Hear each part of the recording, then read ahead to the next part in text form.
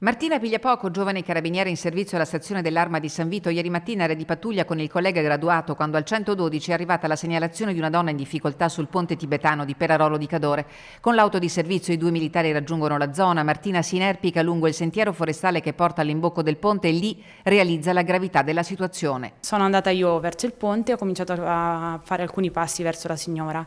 Sono riuscita più o meno ad arrivare circa a 15 metri dalla signora, 15-20 metri, e nel momento in cui la signora mi intimava di fermarmi e di non proseguire verso di lei.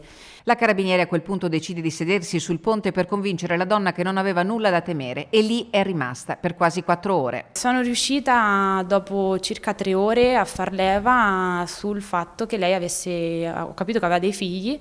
Facendo appunto leva sull'argomento figli, abbiamo capito e ci siamo fatti dire che aveva anche un marito, quindi il papà delle ragazze, e abbiamo capito che quello era un punto debole o comunque un punto, anzi forse di forza, dove poter agire e far sbloccare la signora. È a quel punto che la donna si convince a chiamare il marito ed è allora che scoppia in un pianto liberatorio. Ho provato a fare alcuni passi verso di lei e in questo momento lei non mi respingeva più e non mi diceva più di fermarmi. Nel momento in cui sono riuscita ad arrivarle proprio vicinissima, abbiamo avuto più o meno un dialogo, credo, di un quarto d'ora, perché poi lì la percezione del tempo è strana.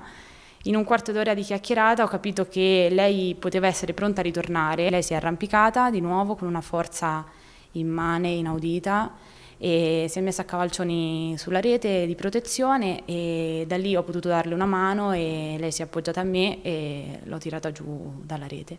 Come è scesa, l'ho abbracciata fortissima e entrambe, lei già piangeva e anch'io poi sono scoppiata in un pianto di liberazione. Ad assistere la carabiniere Martina Pigliapoco, il collega negoziatore dell'Arma. La donna salvata da Martina fortunatamente sta bene. Da ieri a Martina Pigliapoco continuano a giungere le congratulazioni dei colleghi, dei superiori e oggi anche l'ammirazione del presidente Zaia per l'eccezionale esempio di coraggio, professionalità, sangue freddo.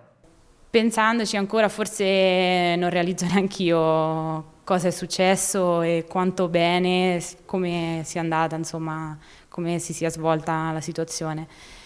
Penso che ancora 5 minuti da sola me li devo ricavare per elaborare la situazione.